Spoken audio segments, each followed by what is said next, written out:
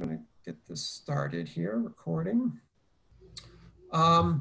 And the links to the resources that we talk about today are included in this PowerPoint in the notes section. So you'll have access to those afterwards, once you access the shared folder. So I'm Dave Buchanan. I'm the Director of Massachusetts Programs with iCivics. I've been with iCivics for about 2.5 years.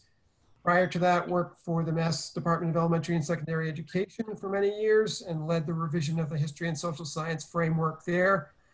And then prior to all of that, was a teacher for many, many years, teaching high school history mostly. So certainly an experience that I continue to refer to pretty much every day in my work. And I'm really fortunate to be joined by Christian Scott. Christian, would you like to introduce yourself? Yeah, I'm Christian Scott. I live and work in Boston Public Schools, and I teach 8th grade civics. And very excited to be here presenting tonight and teaching this most unusual election. And it certainly is that. So we'd like you just to take a moment to find out who you are. We're going to do a virtual welcome here. So if you could enter in the chat your name, your school district, the grade level of students you work with, and just one strategy that you may be using or plan to use in the next month here to teach the election. And Christian, if you do the honors, read the chat responses, that would be great.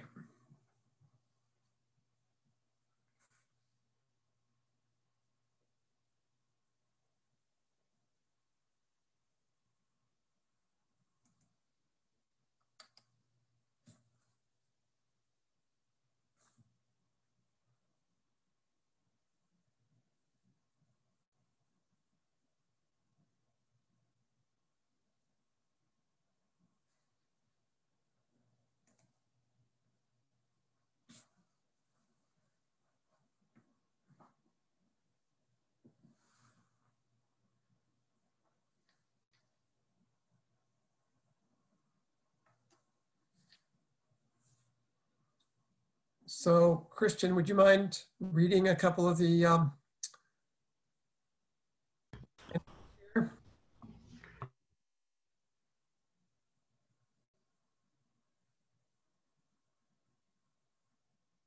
Wait, it looks like we have... I'm muting myself there. Okay. You know, we should be good at Zoom by now, right? I'm seeing Jill Story is using some of C-SPAN Classroom's resources, and they do have a lot of stuff. They're really good for going in depth. Rob Powers is working to develop academic controversies about campaign issues, which sounds fascinating. Anne is supporting the home team here by working with some iCivics materials. Awesome. Dorothy is working with Junior Scholastic, and Anne is helping me out here. DKP is the Democratic Knowledge Project. Yeah. Mm-hmm. Great. Great. All right. Well, good to have all of you with us tonight, and Indeed. Appreciate you taking time, especially this evening after a long work day, to be part of this. So our goals for tonight are really to provide a couple of updates on some resources around iCivics materials and just some initial thoughts to help frame our thinking about teaching in this particular moment, and particularly teaching the election in this moment. I'd like to share some resources around iCivics elections material. And then we're going to hear from Christian about some resources that he's used and strategies that he's used in his own teaching to make the election come alive. And we've really designed this to try to support teachers in the upper elementary grades all the way up to high school. Of course, there may be some adaptation needed for some of the resources, particularly for the upper elementary grades, but I think you'll find it useful. And our guiding question really is just what resources and strategies can help to build civic empowerment for all our students with or without remote learning. So just a couple of initial thoughts. Number one here being that, we're going to introduce some strategies and resources, but we also want to be thoughtful about the big goals and making use of those resources in a purposeful way. So if we sort of summarized what we do as teachers, a couple of the key elements being around setting clear goals for ourselves as to what we're trying to teach and how the resources and strategies fit in with those goals, how we're going to hook student engagement, and how we're going to assess understanding are all really key. So I don't want to just get carried away with presenting resources and not be thinking about what's behind all of that and where we're headed with the use of those. In addition, of course, we're all dealing with a remote environment these days in one way or another, even if you're only doing that part of the day or part of the week. So a couple thoughts on that about not just trying to replicate the face-to-face kind of situation, but to think about how you can reimagine that in a remote situation. And that online doesn't mean all the learning has to be happening online, that it's okay for students to do some independent work and actually do projects that aren't necessarily tied to online platforms and so forth. And that, you know, online spaces can be optimized for building deep community as well. And I think that's probably one of the challenges that all of us are having, particularly those of you right on the front line working with students these days, is just how to build that community in this different environment. So we're not going to have all the answers to that, but I think it's useful to have those in the back of our minds as we're thinking about the use of these resources and strategies. In addition, of course, we want to be addressing the state standards. And there are standards across the grades, starting in grade 3, really, that get at the election particularly. So topics related to how students can become involved in our civic life.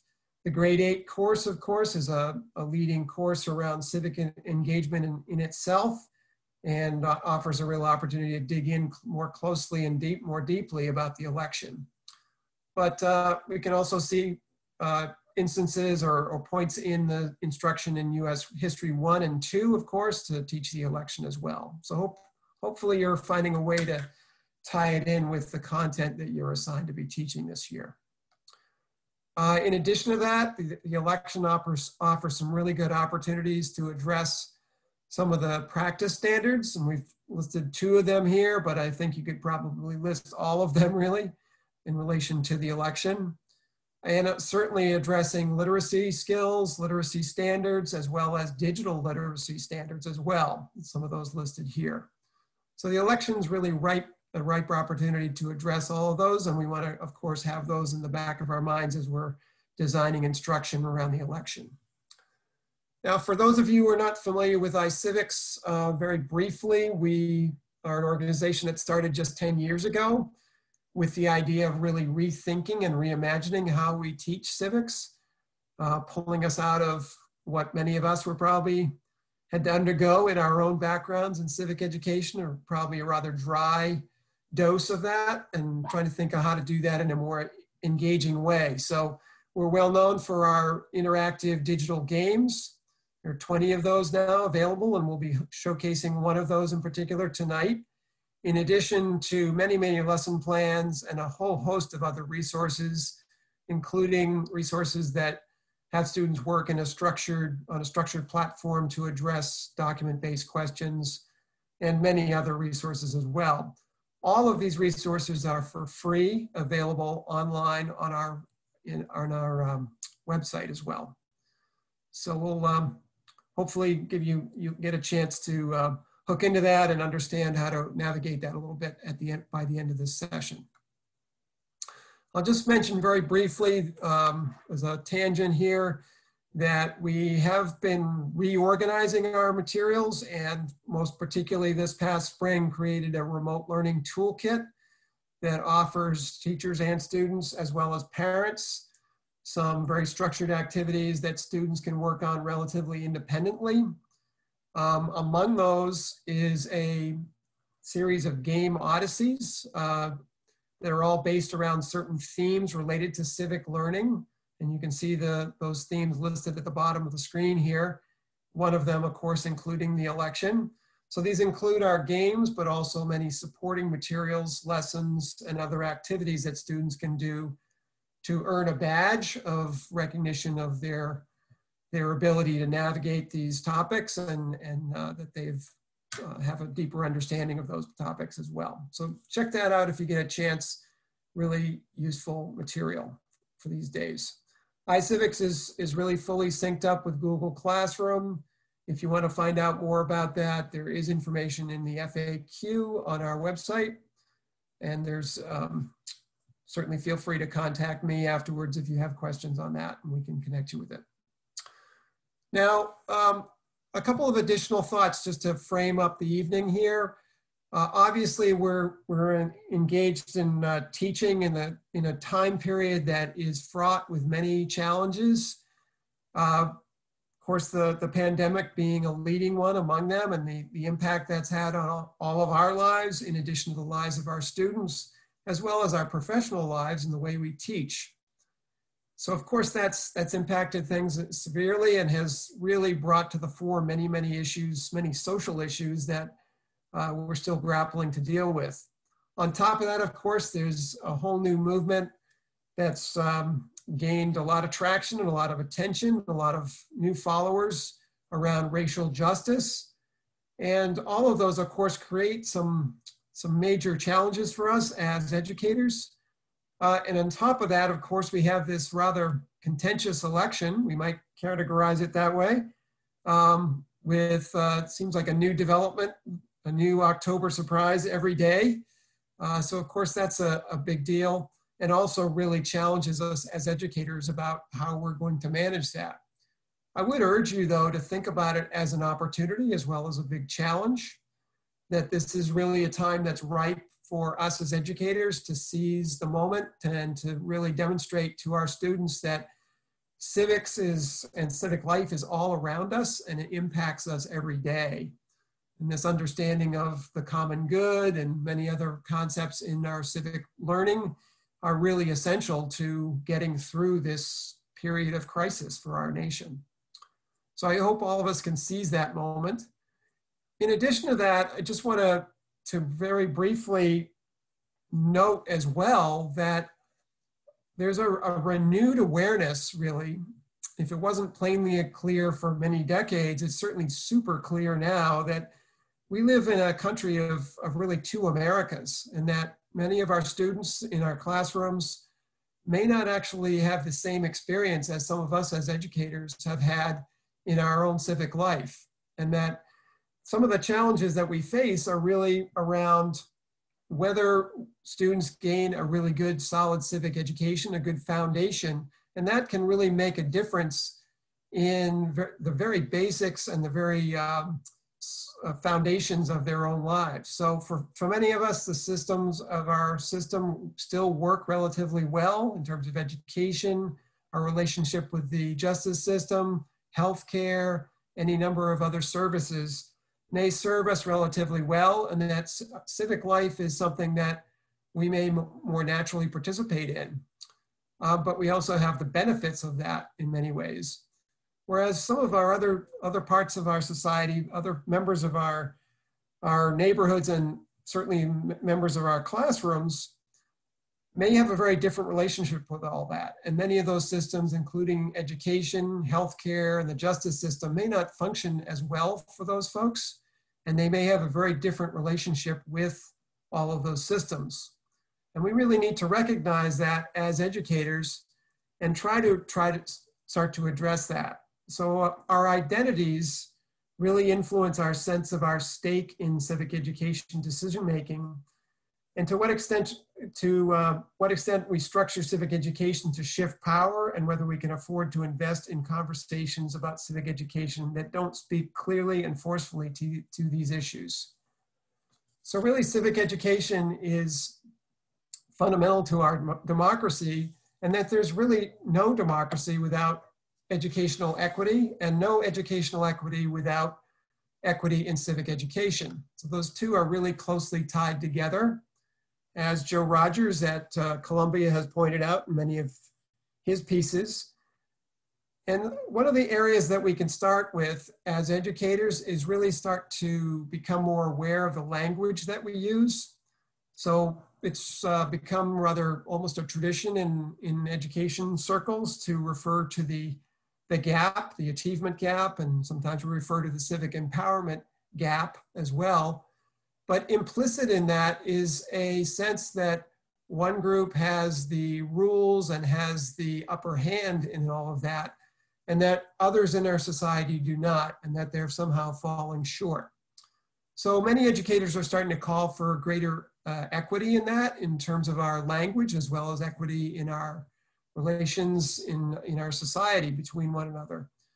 So we need to really rethink this idea of these achievement gaps and civic empowerment gaps, and perhaps start to refer to them more as debts, that in the case of civics, that we have and are living through a period when many people in our society encounter a civic empowerment debt that we as a larger society owe to them.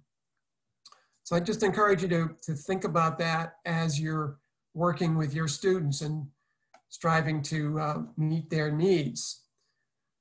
So the question, of course, is what do we do about all of that? And of course, one of the things that can be done is to start to make students feel like they can start to bring some of their experiences, even if they're relatively negative experiences with our civic institutions, might be with the police or the justice system or otherwise, bring that to the classroom, that there's a certain level of legitimacy provided by making that accessible and making, creating a situation of an understanding for students in our classrooms.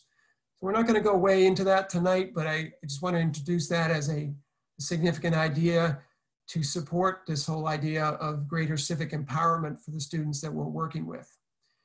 In addition to that, I think it's also super important that we really don't make assumptions about what students know or don't know. And with the example of the election here, that we really explicitly teach what we may assume they already know about. So we're going to spend our time the rest of the session here to really focus in on how to do that well. In terms of resources to do that well, I would suggest as a first stop that you take a look at the iCivics election headquarters page, which is available on our website, and I'll show you that in just a moment. But that showcases many of our games that are particularly related to that. So the Win the White House game that we'll be highlighting and focusing in on in a few minutes, Cast Your Vote, which is more about local elections, Executive Command, which focuses on the powers of the president, and then Newsfeed Defenders, which is focusing on news and media literacy, which of course are fundamental to student understanding and all of our understanding about the issues tied to the elections.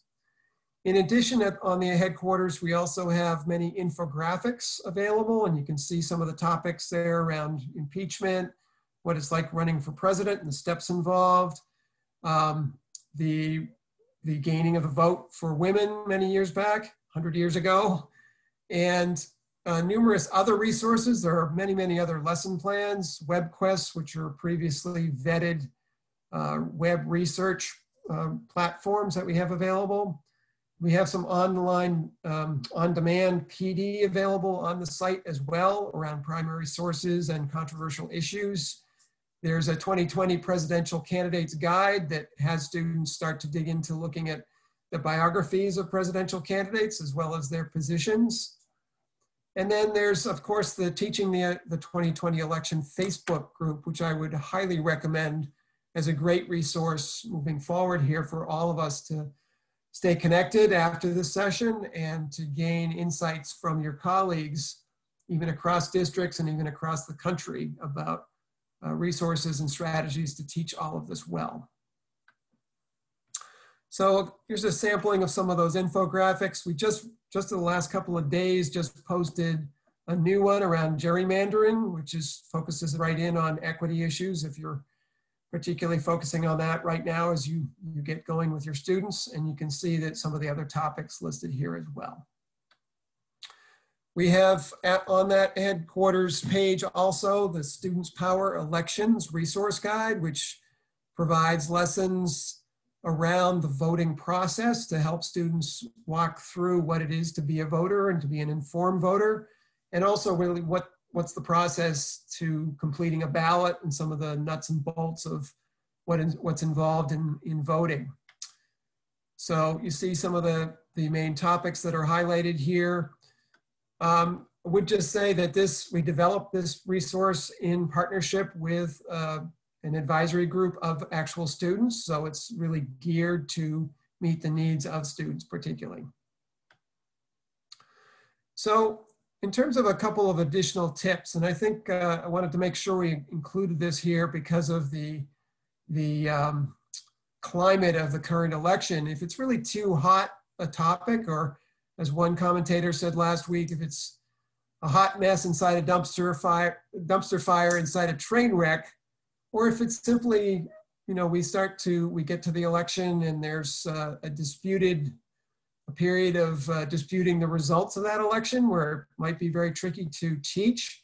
I still think it's important to teach about the election and not avoid it, as some teachers are tending, or some have said they are avoiding it because of the controversy involved in all this. So a couple of ideas about how to address this in a way that won't wander way into controversy, but will still give students a good foundation. One is to study and research the actual issues that are at the heart of the election, not get so much off onto the drama, to teach to the standards, and to come up with lessons that address particularly the historical context of elections. And I've listed a couple of the disputed elections in our past that might be worth taking a look at. I would urge you to think about how you can teach the process at least, so that students have a good grounding in that as they move on to become engaged in our civic process themselves. And then of course, make use of suggestions from your colleagues through Facebook, the group that I just mentioned, Twitter, and many other social media platforms as well. So we're going to take a look for a moment at and dig right in, focus way in on the Win the White House game to give you a taste of what that's about. We won't actually be playing the game tonight, but I want to give you an overview through this trailer video that outlines what's engaged and what's involved in that game. The team that brought you the 2016 blockbuster election game Win the White House is back. Learn where the rubber meets the road during election season. Win the White House puts you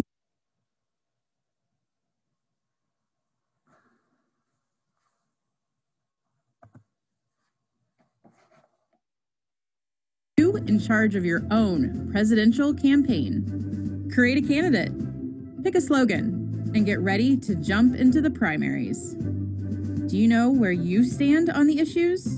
Updated for the next election season and beyond, pick issues that matter to you and add them to your campaign. Travel in style as you raise funds for your campaign efforts. Poll states to see your level of support and what issues have traction. Make personal appearances and run media campaigns to capture voters' attention. Breaking news, this party is on a roll. Gain momentum, flip states, and keep an eye on the electoral vote tally as the decision day draws near. Can you win the White House?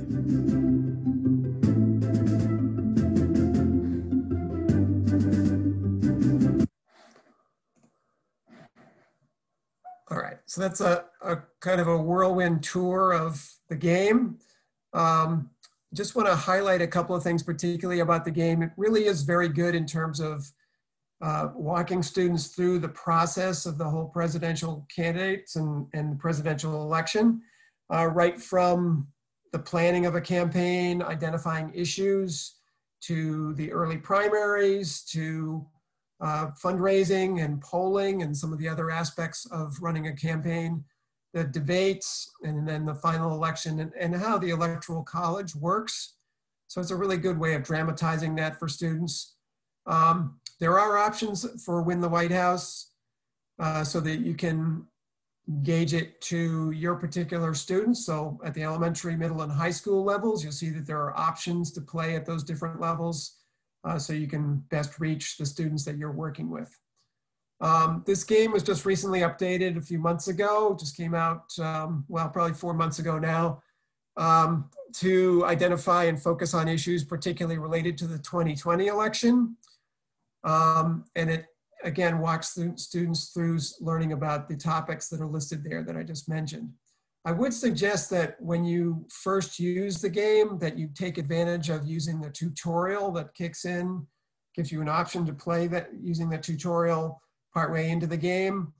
It's very helpful just to get oriented and to better understand the features of the game. So students really do learn about the process and how difficult it is to win an election, learn more about strategy, and just really how expensive the whole process is as well. There's a teacher's guide that's tied to the Win the White House game as well. And that outlines many of the features that I was just talking about and explains that and gives you some guidance about how to use the game most effectively. There's further instructions that lay out the grade level part of this that I just mentioned, choosing issues that matter to you, winning the primaries and winning the election. So it offers some tips that you can see listed there as well that would help you play the game and again, help you as the teacher get oriented to how the game works. So in terms of remote learning, the game wasn't originally designed for this type of situation, but there are effective ways of using the game in this environment.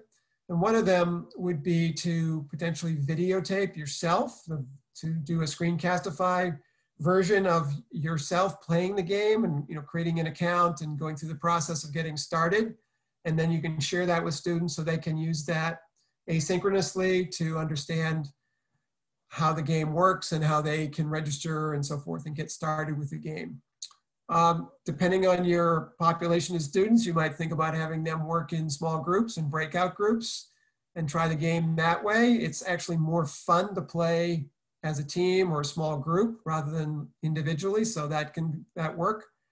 Again, depending on the population of students you're working with. And in addition, there's other options about how to do this. You can use screenshots of particular instances in the game, difficult situations, decisions that have to be made. And then again, I have students break up into breakout groups and have discussions about how to handle those situations. So there's a couple of options there about using this remotely. Now, the other thing I just want to emphasize here, particularly on the games, is that the games aren't really just a supplement to the rest of your instruction. They're really intended to be built in as an integral part of that. And of course, part of that, to make that really work effectively, it's important that students have some information and get oriented to the game prior to actually playing, and that there's some follow-up for reflection and to deepen the understanding they gain from the game.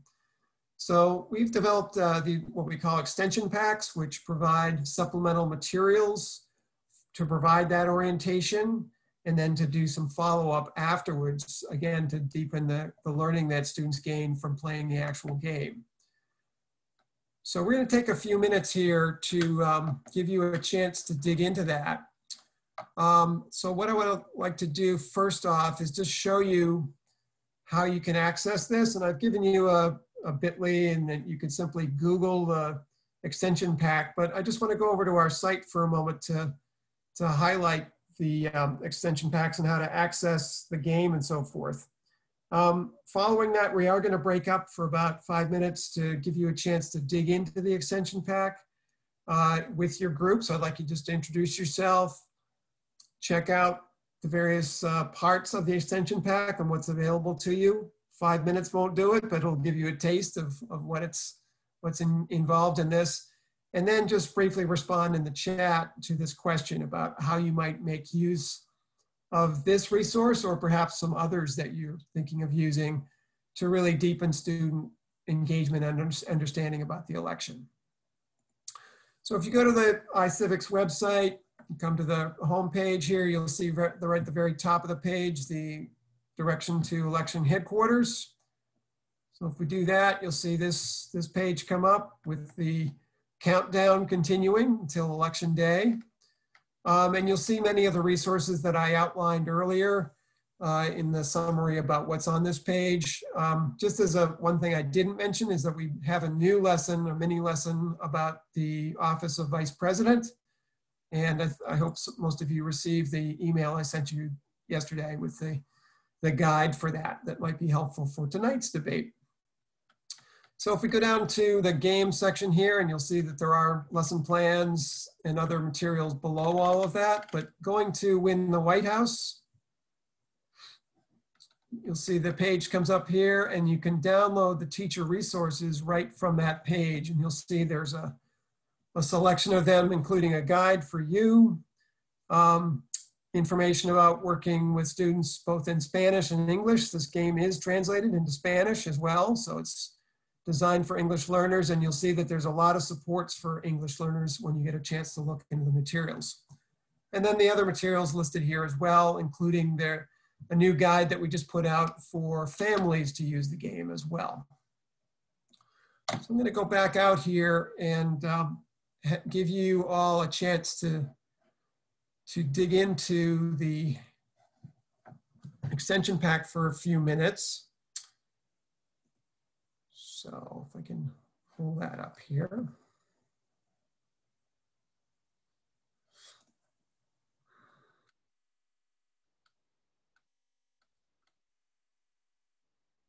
Slow internet here, I think. Yeah, here we go.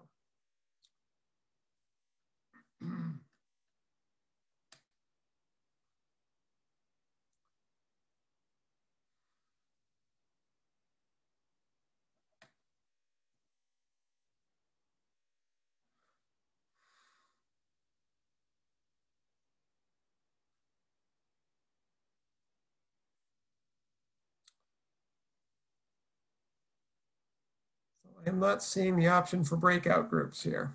All right, so I think what we'll do is move along here in spite of that and simply move ahead. I do hope you get a chance to dig into the extension pack for this game as an example of the supporting materials that we have for the other games as well. And I'll just show you briefly some of what's included in the extension pack for this game. Every extension pack includes a set of PowerPoint slides that you can use as an introduction to the game to get students oriented to some of the main concepts and basic knowledge they need to play the game. There's other supporting materials, including this concept map that helps map out what candidates have to think about in running their campaign. There's a mini lesson around ingredients for a campaign. And then there's various other follow-up activities included in this. And we'll walk through a couple of slides around that as well in a moment. There's also a mini quiz to help summarize and pull together what students have learned from doing the game. One of the real highlights of this game and many of the other games that we're re-releasing right now is that there are translations into Spanish, as I said, and then there's also many supporting materials for English learners. So there's a lot of use of visuals, for example, a lot of use of graphic organizers and sentence starters and other supports that you'd recognize as really fundamental to working with this population. So some good stuff in this game and some of the others as well for English learners. So in terms of pre-game activities, there's a number of those. One of them is around identifying and helping students understand the difference between the popular vote and the electoral college. Rather complicated process, actually. So worth doing that ahead of time. So students get some exposure to what the map looks like in terms of the political climate across the country, and then what some of the use of colors is, and what the electoral votes in each state are. There's focus on what it takes to run a campaign and to make public appearances particularly and promote your campaign. So there's questions around that for students to consider as they're working with this game. And then of course students can dig in and actually play the game using some of the suggestions I made a few moments ago. And then following the game, there are these other activities to help really reinforce some of the learning from the game. So there's some matching activities. Again, you want to think about whether this is what you want to do with your population of students and your grade level, but it's there for you to access. Here's the mind map I mentioned. So some of the considerations that candidates need to keep in mind in running for president. And then discussion questions as a follow-up, again, to reinforce learning from the game.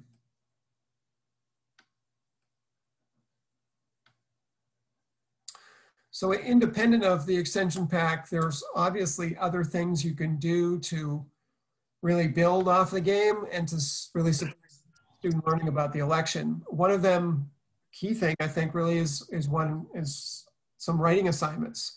So there's options to do some persuasive writing, writing a campaign ad for your candidate, for example. There's creative writing around making a concession or a victory speech. Again, pretending that taking on the role of a candidate situation. There's very clearly a lot of opportunity to build on research around particular issues. And again, this game has been redesigned to highlight issues that are particularly pertinent to the current election. So there are a number of other supports that are another additional extensions that you could build off of the game beyond simply what the extension pack has, but I think taken together can really provide students a good solid understanding of what it takes to run for president and what's involved in our election system. So I'm gonna turn it over here to Christian to share some of what he's done in his classroom. He'll be making reference to some of the experiences in 2016, as well as some of what he's doing currently for our current election. And again, we'd encourage you to enter your comments and questions in the chat, and we'll have a little bit of time at the very end to respond to some of those. Christian, it's all yours. Well, thank you, Dave. I just want to be mindful of everybody's time. So Dave, when I say next, we'll move on to the next slide. I was just promoting in the chat, Dave, the weekly planners that iCivics put together. I've been making use of those because I'm mostly teaching remote right now, and I use Google Classroom. They're very friendly. The student work and activities are all embedded in Google slide decks that will take you through a week. You can do them together with your students, kind of guide them along. And there's a great one in there about elections and another one about voting that include Win the White House. So do check those out if you're like me, teaching everybody on Chromebooks remotely. So, wow, it's been 4 years. Yes, I am a teacher in Boston Public, a middle school teacher. So I'm working with 8th grade students, and that is the proverbial water cooler there with the scholastic posters of Hillary and Donald. So here we are 4 years later. Next slide, please. All right, you know, there is a debate being queued up right now, and I told my students today, I said, I think you probably have better luck watching this debate, learning about the positions, than in the last one where it was just basically 3 men talking over each other the entire time. So I am cautiously optimistic that my students will A, watch the debate, and B, learn at least a little bit about the candidates' positions as it goes along. But again, this election is weird. This candidate, or the president we have, is an unusual fella, and I encourage you, don't, you know, keep yourself so in reserve that you don't acknowledge the unusualness of what's happening, and because that's where kids have an entry point to politics, is with the silly stuff that happens, with the headline grabbing things. You know, I had my lesson plans have been derailed multiple times this year by crazy things that happen. Most recently, when the president came down with COVID. So it's okay to let the students bring things up and then try and build a discussion from that. I try really hard not to put too much of my own political spin on things, but you know, if you give them the forum to talk about what they've heard, the classroom discussions are so much richer. And yeah, YouTube, Twitter, TikTok, that is where they get their news from. So I encourage them to share things with me if they find something that's relevant, as long as it's, you know, school appropriate. And yeah, let them be irreverent with this. This is the highest engagement you'll probably ever have in an election. Next slide. All right, so what I like to do with my students is to do some pre-debate work so that they have some ideas of the big issues that are going to come up. I try and read Chris Wallace's mind and say, where are they going to go? Where do the candidates stand? What do you expect from this? That way, once the debate starts happening, they're like, I knew he was going to bring up healthcare. Oh, yeah, I knew she was going to call him out on that. And so they have a little more buy-in to it rather than just going in cold. You can usually figure out what the top 5 issues are going to be. I'm sure you all have that list in your head. Next slide, please. We watched the debates together. That is not to say that we sat there for 90 minutes, 2 whole blocks watching everything that they did. I usually go to CNBC is good about putting up big chunks of the debate on their YouTube feed, and I'll pick from there the ones that I really want to pull out, issues that are important to my students or issues that are driving the election, and we'll watch that together. You can see they all have their Chromebooks open right there to Google Classroom because we had a running discussion there where they were commenting back and forth with each other. So it's kind of like, when you're live tweeting something with your friends. So that's us watching Hillary and Donald in one of their several debates. Next slide. I love, especially in these remote times, to try and give people a screen break and let them express their creativity and their humor. My kids and I have been doing cartoons since I started with them in 6th grade in our sketchbooks, and we had looked at some political cartoons from the Library of Congress. We talked about some of the conventions of political cartoons, how they work, and they were trying their hand at it, and we had a lot of fun with that. We would hang them up in the hallways and do a gallery walk, put some Post-its on it, let them give each other feedback. Wow, 4 years ago, there's my friend Jabriana. Okay, next slide, please. I love to have the students do an endorsement. I let them read what the Boston Globe has done, what the Post has done, what the New York Times and a few other papers have done, so they get the idea of what an endorsement is. And this year, you even have people coming out like Dwayne "The Rock" Johnson did an endorsement. So I say, can you identify first which issues you care about, not just that you don't like Trump because, you don't like his hair or you think he's loud. What issues do you care about, and then endorse a candidate based on the issues. It gets harder every election cycle. This was really easy to do with Romney and Obama. At any rate, yes, I have the students work together in groups to come up with an endorsement panel. And this gives them a little more in-depth background rather than just saying, oh, I don't like Hillary or I don't like Trump. Next slide. And we had some different opinions. I'm not going to say that I had a lot of pro-Trump folks. I mean, I do teach in Boston. I teach mostly immigrants, so they didn't really like the Donald, but they had thoughtful positions on why they disagreed with him or why they supported him. And these are just some of the, I remember this particular group of young women who were really well spoken about it. Okay, next slide. And I'm all about trying to make the classroom a little more fun, a little more engaging. So something that I like to do with the kids is to film their endorsements, like make it official. So we bust out the tripod and the video camera, and I told them to go around the classroom and get whatever props they wanted to make it look more official. So they have my George Washington bobblehead and my flags and whatnot. And they read out their position. They took turns reading it, and we put it up on a private YouTube channel. And I was like, show your parents what you did. Show your parents. To this day, I don't know how many parents saw it, but my hope is that this would, start a conversation around the dinner table, and show their parents they're learning something and they have some considered positions. Next slide.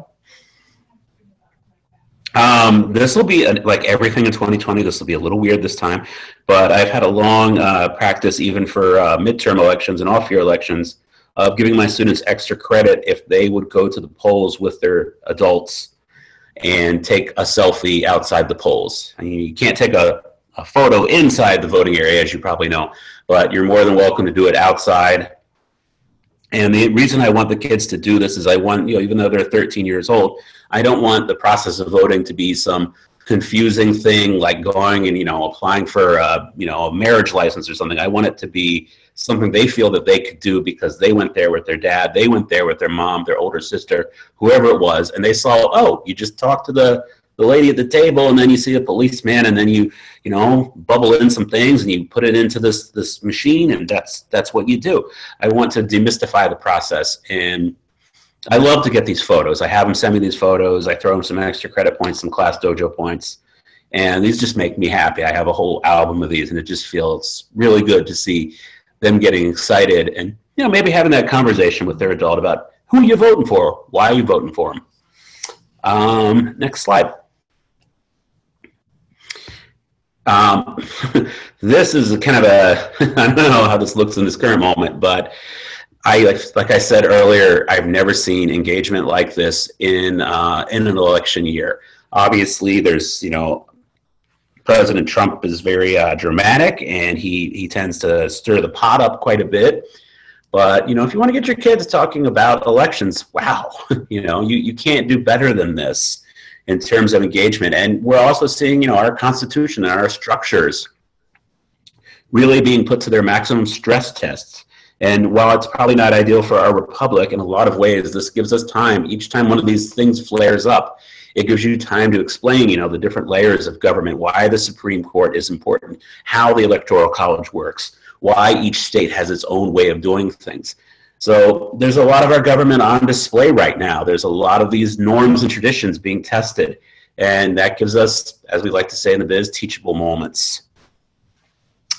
There's a little, I don't know if you can't click it here, but that the Boston Globe came out to my classroom. I guess somebody told them I like to talk a lot. And they kept trying to get me to talk about whether I was going to play the Access Hollywood tape of Donald Trump, you know, talking about how he treats women to my students. And of course I didn't, but the Globe came out to visit nonetheless. And we had a nice visit with a reporter. But yeah, be careful if the press comes calling. All right, next slide. All right, I think we are, these are some things that I like to use. Since we're all on remote, Screencastify, I'm sure you've stumbled across it, but it is brilliant, as Dave was kind of alluding to. Sometimes with the iCivics process, even though the in-game tutorials are great, it helps to make a Screencastify video of yourself setting it up. I create dummy student accounts every year just so I can give them that from the student perspective kind of experience. And it also helps for kids who were absent when I did it live during our synchronous time. News ELA is a great resource. Common Lit is another one, Actively Learning we use as well. Probably my favorite on this list is TED Ed. If you're not familiar with TED Ed, it's offshoot of the TED Talks. They're short animated videos, usually about 4 minutes. They often come with questions that you can assign to your students, and they're very engaging. They're a great way to sort of introduce a topic. And of course, 538, I like to play up the horse race, these sort of brackets, if you will, of the election and the primaries, how they're going. Of course, last time around, 538 told us something else was going to happen, and then the students looked at me like, what? 538 said that she was going to, all right. Don't want to digress too much on that. And I think that might be my last slide, but Dave, let's try. Let's see what comes next. Yeah, that was from the Globe right there. Gosh, those things are fun. Those little, I forget what those cards are called now that we use taking questions, but since I don't have any students in front of me, we can't use those, cue cards, I think they were called, yeah. Oh, yeah. Clicker, that's what it was, right. Yeah. Oh gosh, that feels like a long time ago, more than 4 years ago. Yeah, so I don't want to chew up any more of the time, Dave. This is great, Christian. I just mentioned that Christian's shared some of the resources that he uses on that slide that you just saw. All of those are included in the resource list that you'll find in the shared folder for this session, along with many other resources that we've added. So you have a pretty good solid list there to refer to. And again, that Facebook group is like gold. There's new ideas every single day posted on that. So I really suggest that as well. We are getting toward the end of our time, but we have a couple of minutes that we could take some questions if you have questions. I'll just note here that Rob, our gracious host here, he's having some tech issues because of storms sweeping in where he is now. It just passed by where we were. But he asked that everybody complete the feedback form at the end to get their participation certificate. So that's linked in the chat for you. I'm also going to include our resource folder again here. So this is the folder for the shared folder for this session that you can have access to this presentation as well as the resource list. So we're a relatively small group. I think if you'd like to unmute yourself and ask a question or even share a comment or suggestion, feel free to do that.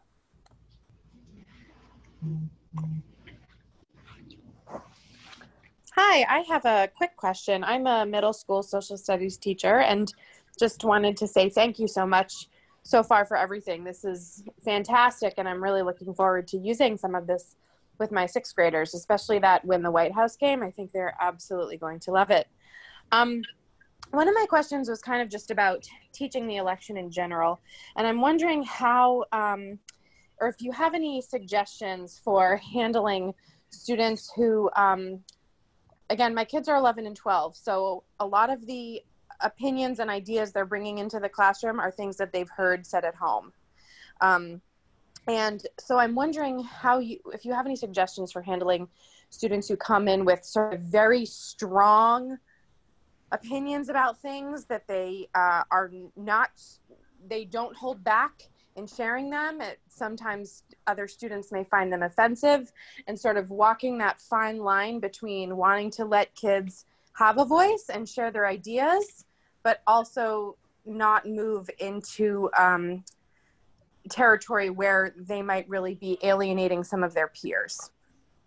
I'm just wondering if you could maybe speak to that a little bit, especially this year where some of the issues are so polarizing. Christian, you want to speak to that? I have an idea. Yeah, definitely. I can address that, and I definitely feel that. In my case, I feel bad, honestly, for my Trump supporters because they're rather outnumbered. But I know in different districts you might have different dynamics. And one of the things I found that helped was keeping the endorsement project, which was a shared Google Doc that the groups had, in the forefront of their mind, and trying to drive the discussion as best you can around positions that the students think are important, what issues are important to you. And once you start pressing people on what issues are important to them, then you get away from bashing the other side so much, and you can drill down on it a little bit. Like if you're really big about the Second Amendment, okay, can you look up for me what the Republican platform on the Second Amendment is and put that into your endorsement piece? It's very easy in this campaign to kind of just, go hyperbolic, and I don't tend to correct students, or rather not correct, I don't tend to try and shape their opinions. I give them space as long as they're respectful. The only time I will push back on them is if they're telling something that's a little wacky. I had a young woman go into a rant about how China created COVID as a weapon to make America look bad, and I said, well, let's look at our sources. Let's try and think about how that would work. And we ended up having a good discussion on why that wouldn't have been in China's interest. So, but I definitely feel you. Christian, have you ever used the strategy that some teachers have shared recently about just having students just assigning students a perspective, one point of view or another on an issue, even if it's the opposite of what their actual own position is, and to research that and then present that in a mock debate or some kind of other environment where they can present their ideas. It's one way of getting students to step out of their own perspective and take another's perspective. Yeah, I mean, I was a debate coach for a couple years. Honestly, I tend to find a lot of my students, though, their political opinions, their political identity isn't really fully formed yet. And sometimes I don't want to discourage them from having opinions, because I feel that's the start of them kind of staking their own identity. Yeah, sometimes you can definitely tell when people are parroting, what dad says, what he's watching Fox News or something, but I kind of want them to have these opinions, to have these discussions, as long as it can be respectful and it's not like an ad hominem attack. I think it's healthy. We certainly do better as a class than the last presidential debate, so we're up on that. Don't we all? I just wanted to make a comment about situations or instances where students are expressing an opinion. And I think one of the things that I constantly remind teachers is to be very explicit to students and to parents, really, that students aren't graded on their initial opinion or perspective, because it's a very subjective and even somewhat personal. You know, it's something that they believe in, and you know, they basically would argue, how dare you grade me based on what I believe and what you don't agree with, you know? So it's a challenging, you know, delicate. So basically what I always try to tell teachers or advise teachers is to focus on what is it that you are actually grading or assessing students or evaluating. And then I kind of use the claim and evidence. It's how they present evidence to support their claim or to justify their claim. And that's what you're assessing. You're assessing their ability to communicate, to articulate, and not necessarily on the viewpoint, because you want to try to, you know, kind of basically tell students and particularly their parents that that's what you're grading on. And that way they can't come back at you and saying, oh, you're grading my child because my child is pro-Trump or pro, you know, Biden or whatever.